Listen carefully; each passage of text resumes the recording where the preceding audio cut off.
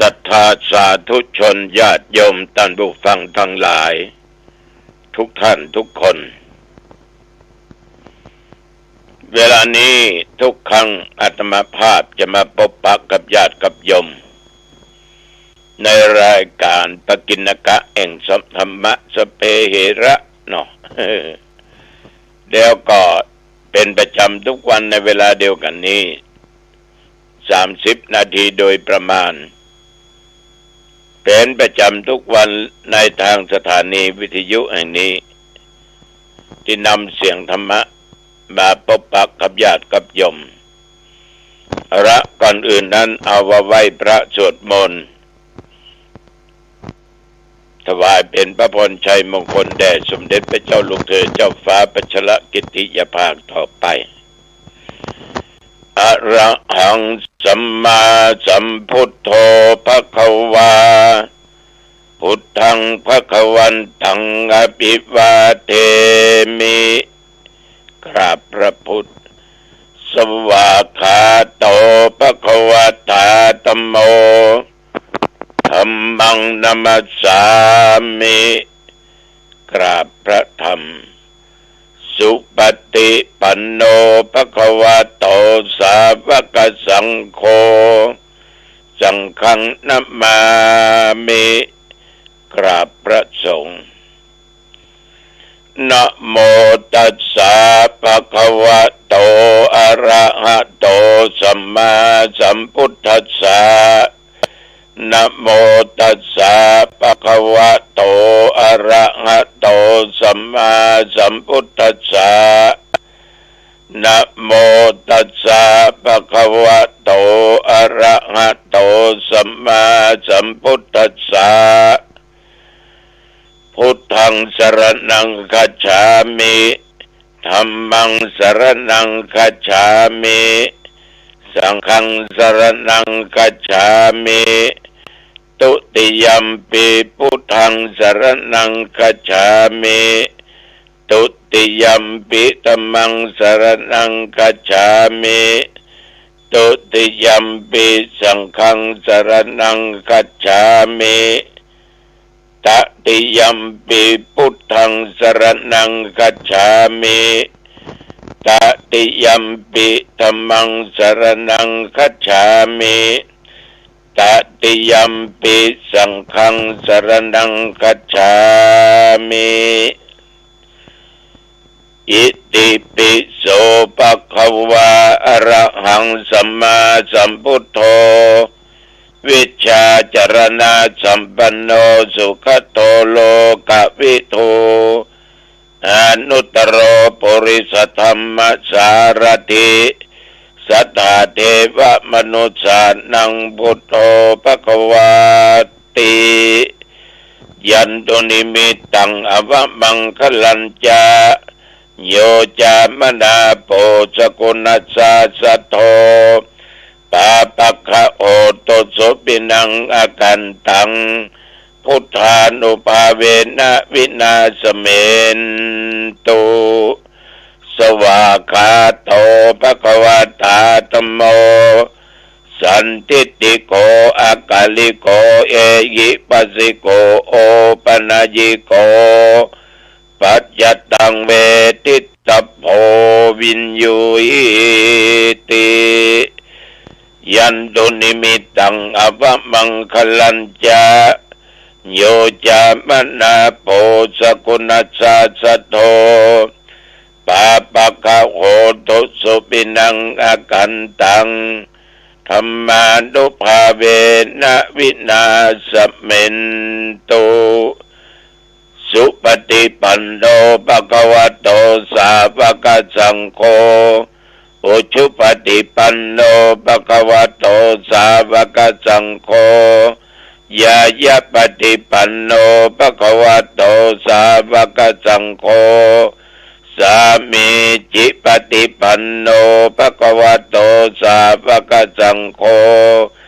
ยะติทังจัตตาริปุริสยุคานิอาตาปุริสปุคลาเอสะภะคะวะโตสาวกสังโฆ อาอุทัยโยปาอุทัยโยทักขินายโยอัญชลีกรณีโยอนุตตรังปุญญเกตังโลกัสสาติยันตุนิมิตตังอวมังคลัญจาโยจมนาโปสกุณัสสะสัทโธปาปะกะโอโตโสปินังอากันตังสังขานุภาเวนะวินาสเมนตุวิปัสสิสานมัตโธจักขุมันตัสสะสิริมัตโตสิกิสปินมัตโธสัพพพุทธานุกัมปิโนเวสโพสานมัตโธนะหาตกัสสะตปัสสิโนนะมัตโธกะโกสันตัสสะมาระเสนะปมาทิโนโกนากมนัสสะนะมัตโธพระมนัสสะบุสีมัตโธกัสสปัสสะนะมัตโธวิปมุตตัสสะสัพพติอังคิรัสสะนะมัตโธสักยะปุตตัสสะสิริมัตโธโยอิมังธรรมเทเสสิสัพพทุกขาปโนทนังเยจาปินิพุทธาโลเกยะถาพุทธังวิปัสสิสุงเตชะนาอภิสุนามะอันตาปิตสารธาวิชาจริอิตังเทวมโนสนังยังนามัสสันติโคตมังวิชาจรณะสัมปันนังมะอันตังวิตสารทังวิชาจรณะสัมปันนังพุทธังวันโทมะวันทานะโคตมันติยะโตหังภคินีอริยญาชาติยาชาโตนาพิชานามิสันจิจปนังชีวิตาปโรเปตาเตนะสัจเจนะโสติเตโหตุโสติกัปปัสสะโพชังโคสติสังคโตธัมมานังวิจโยตัฏฐาวิริยัมปิติปัสสติโพชังคาจตัฏฐาปะเรสัมมาตุเปกะโพสังคาสัตเตเตสัพพทักษิณามุนินาสัมมทัคขาตาภาวิตาภาอุลิกตาสังวัตตันติอภิญญายานิพพานายาจโพธิยาเอเตนะสัจจวัชเชนะโสติเตโอตุสัพพทาเอกัสสมิงสมเยนะโทโมคลานันจักขัสสะปังคิลันเนตุคิเตติสวาโพชังเคสัตตะเทสเญเตจตังอภินันติตวาโรคามจิงสุตังคะเนเอเตนะสัจจวัชเชนะโสติเตโหตุสัพพทาเอกทาธรรมราชาปิเกลันเยนาปิเปรจุนดัตเทเรนะตันเยวะพนาเปตวานะสัตลังสัมโบติตวาจะอาภาธาตัมหาวุธาสิธานะโสเอเตนะสัจจวัชเชนะโสติเตโหตุสัพพทาปะอินาเตจะอาภาธาตินนันนัมปิมะเหสินังมัคคาอัตถกิเลสาวะปัตตานุปติธรรมตังเอเตนะสัจจวัชเชนะโสติเตโหตุสัพพทาภวตุสัพพมังคลังรักขันตุสัพพเทวตา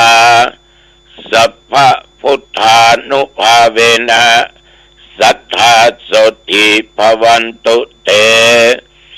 ภวตุสัพพมังคลังรักขันตุสัพพเทวตาสัพพธรรมานุภาเวนะสัทธาโสติภวันตุเตภวตุสัพพมังคลังรักขันตุสัพพเทวตาสัพพสังฆานุภาเวนะสัทธาโสติภวันตุเต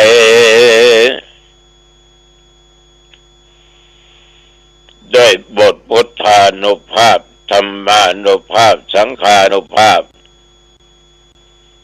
บทสาธยายมนต์อันศักดิ์สิทธิ์จิตอันตั้งมั่นของอาตมภาพ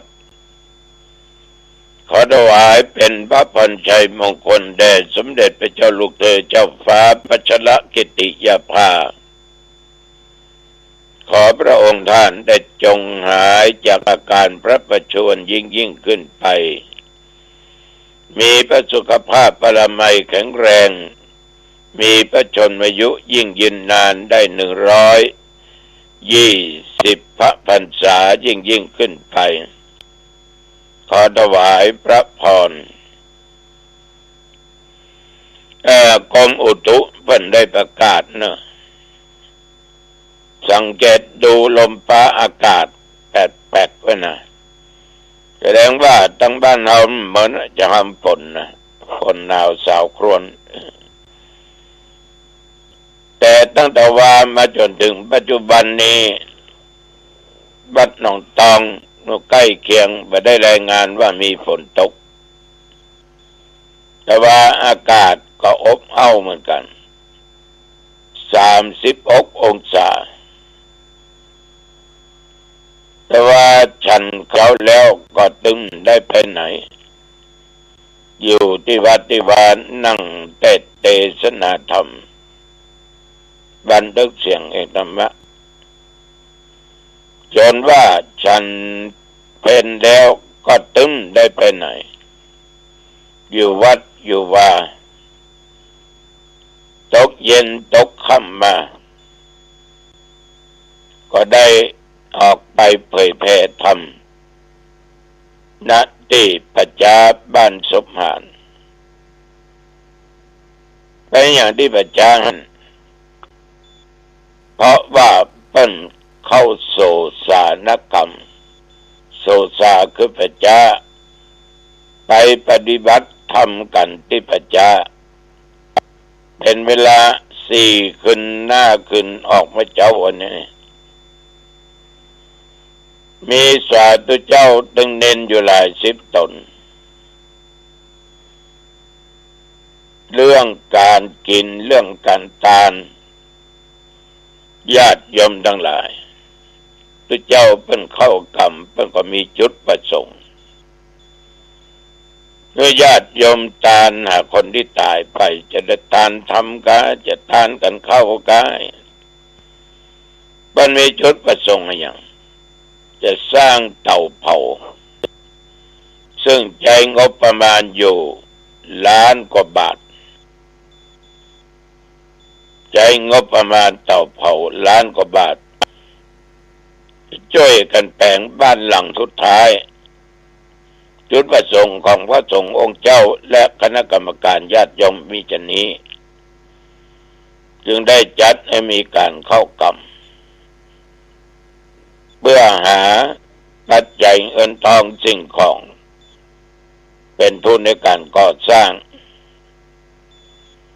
ทีนี้ญาติโยมทั้งหลายบรรยากาศการฟังเทศน์ฟังธรรมนั้นดีมากๆเจ้าภาพก็สมณะสถาท่านพระครูเจ้ารองเจ้าคณะอำเภอสมตองวัดแม่ข่องเป็นเจ้าภาพเก่าพร้อมกับเจ้าอาวาสวัดสมภารสาธุเจ้าและญาติโยมทุกท่านเป็นเจ้าภาพเพราะว่าอาตมาก็ประเทศหอมเป็นโดยทำบุญสุนทานพอประมาณก็จบ ปานเรียบร้อยก็ฟังรีบนั่งรถไปที่บ้านกาดตำบลกุนคงไปหางดงนั้นก็ไปโปรดเวทตาต้องงานข่าวดำต่อออกที่เป็นได้ถึงแก่กรรมนั้นมีอายุมากญาติโยมทั้งหลายถึง89 ปีดับว่าเท่าแก่ชราคนแก่นี้มีชีวิตเป็นคนบัดตั้งความประมาทเข้าวัดเข้าวากินทานรักษาศีลฟังเทศน์ฟังธรรมเจริญเมตตาภาวนาประกาศหน่วยงานราชการของอำเภอจะเป็นเจ้าภาพทุกหน่วยงานองค์กรขอบใจต่อญาติโยมทุกท่านทุกคนมีสติสัมปชัญญะมีจิตตั้งมั่นบ่หวั่นไหวตั้งอกตั้งใจฟังธรรมะตั้งแต่ต้นจนอวสานเสร็จจากที่หั่นธรรมาก็กลับมาวัดแต่ว่าขึ้นสายอิมปิงก็ลงมาทำสายอิมปิงเพราะว่าถนนหนทางนั้นมันก็มีการแก้ไขปรับปรุงหลายที่ลาดยางบะต้อยไม้ก็มีนะแต่ขับรถขับรานิ่มดีประมาทเนอะไฟญาติโยมเพราะเหตุว่าทางซื่อก็อันตรายทางโค้งก็อันตรายทางบดีก็อันตรายทางดีก็อันตรายเพราะคนเขาประมาทเส้นทางจะซื่อแซดมันก็ยังแสลบลงข้างตาลฉะนั้นการไปรอบสุดท้ายนั้นก็ขึ้นสายหิมพิงลงสายหิมพิงสำหรับอุณหภูมิปัจจุบันประเดี๋ยวนี้ก็17 องศา17 องศาพระเจ้ามันจะมีหนาวอยู่ฮอตอยู่หนาวอยู่แต่ตุพอทนได้พี่น้องศรัทธาสาธุชนญาติโยมท่านผู้ฟังทั้งหลายคืนวันนี้กิ่งงงายหนอไปปะกันที่เก่านะงานข่าวดำที่บ้านกาดนะจะไปเผาศพด้วยก็นิมนต์ไปก็จำเป็นต้องไปเพราะคนเป็นคนศีลคนธรรมคนวัดคนว่าเอาบละบัทิ้งกันวันพรุ่งนี้เอาไปปะกันเมื่อวันที่วัดต้นงิ้วตอนเย็นวันพรุ่งนี้เจ้าน้อยที่บ้านเกาะหนองตองหางดงและวัดตาบะเรืองเพื่อหางดงดึกหน่อยพบปะกันที่นั่นชีวิตของคนเราเนี่ยท่านทั้งหลายเมื่อมีมาก็ต้องมีจากไปสามีภรรยาอยู่ด้วยกันมาคำว่าผัวเมียก็ต้องจากกันไปก่อนแต่อย่างใดก็ตามสิ่งเหล่านี้มันเป็นธรรมชาติของมนุษย์ของคนเราเพราะว่ายศถาบรรดาศักดิ์เกียรติต่างๆลาภสักการะต่างๆความสุขความทุกข์ความสรรเสริญนินทานี่มันเป็นโลกธรรมคือมันเป็นธรรมที่ครอบงำสัตว์โลกอยู่และสัตว์โลกย่อมเป็นไปตามธรรมนั้นๆในโลกธรรม8 ประการก็มีลาภเสื่อมลาภเป็นของคู่กันมียศบ่มียศนินทากับสรรเสริญสุขกับทุกข์ก็เป็นของคู่กันในส่วนไหนส่วนใดที่เราต้องการไม่อยากให้เกิดขึ้นกับเราเป็นต้นว่าเสื่อมลาภเสื่อมยศก็นินทาความทุกข์อับจนหมู่เนี้ยคนจะบ่ชอบ คนจะมาชอบแต่ว่ามันก็ยังครอบงำเขาอยู่สิ่งที่เขาชอบนั้นลาภยศสุขสรรเสริญคนเราต้องการสิ่งเหล่านี้ฉะนั้นอย่างใดก็ตามญาติโยมในโลกธรรม8ข้อ8ประการเนี่ยมันจึงเกิดกับทุกคนเพราะว่าเปิ้ลเพราะว่าตัวอย่างตมาภาพนี่เดี๋ยวนี้ดำรงตำแหน่งเจ้าอาวาสวัดหนองตองตำแหน่งเจ้าคณะอำเภอหางดงก็รออีกประมาณปีกว่าเท่านั้นก็จะเป็นอดีตเจ้าคณะอำเภอหางดงถ้าบุญมีนะก็จะเป็นอดีตแต่เจ้าอาวาสพระสังฆาธิการนั้นตำแหน่งยังมีอยู่บางตนบางองค์นั้นญาติโยมอยู่ในวัดในวาได้เป็นหมู่กี่ปีเคยเป็นพระที่มีญาติโยมชื่นชอบเคารพนบนอบบูชาลองลาสิกขาบทออกไปห้องตุเขาก็ห้องท่านตึมห้องหลวงพี่หลวงพ่อหลวงปู่ตึมห้องถ้าเป็นตุเจ้าออกไปพบผู้นานผู้น้อยพี่น้อยพี่นานท่านอย่างเฮานี่สมมุติว่าเฮาสิกเนาะออกวัดต้องไปใครว่าผู้นานบุญทันก็นานบุญทันมันจะห้องละพระครูอาทรวิสุทธิคุณมีละเหลือก็นานบุญทันอย่างเดียวญาติโยมสิกออกไปจะห้องพระครูดังเดิมไปมาห้องฉะนั้นสาธุชนญาติโยมเขาก็บอกคนดีไปยึดมั่นถือมั่นสิ่งเหล่านี้มีลาภมันก็เสื่อมได้วันนี้ได้วันพรุ่งอาจมาได้มืออาจมาได้หรืออาจจะได้เนี่ยมีลาภมันก็เสื่อมลาภได้มียศสามารถเสื่อมยศได้อยู่ในตำแหน่งใดๆก็ตามถ้าทำแบบดีผิดศีลผิดธรรมผิดกฎหมายบ้านเมืองชาวบ้านเป็นประชอบกันทำแบบถูกต้องตามทำนองคล้องธรรมตามพระธรรมวินัยท่านทั้งหลายยศนั้นดีบดีก็โดนปลดแล้วก็มีความหมายตัวบัสิกจำเป็นต้องสิกเนี่ยจะมาห้องพระครูโดยต้นก้นก็ไม่ได้เจ้าคุณโดยก้นก็ไม่ได้ละเพราะใดญาติโยมมันแน่นอนเสื่อมยศได้หลายท่านละคนที่ท่านทั้งหลายหูหัน